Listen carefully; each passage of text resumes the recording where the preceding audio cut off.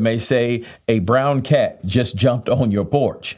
Depending on what it sees. Or maybe a person with a flashlight is looking at the back of your truck. So we'll do that with the subscription plan. Now, we'll not do it without the subscription plan.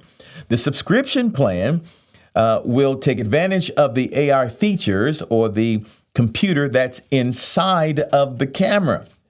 Now, formerly, and with some other brands, the camera would detect it and send the information to a central computer. The central computer would identify what it is, if it's a person, if it's a tree blowing in the wind, if it's a car driving by, and send that information back to the camera or back to your phone. So it goes back and forth. But this generation does all the processing right on the camera itself.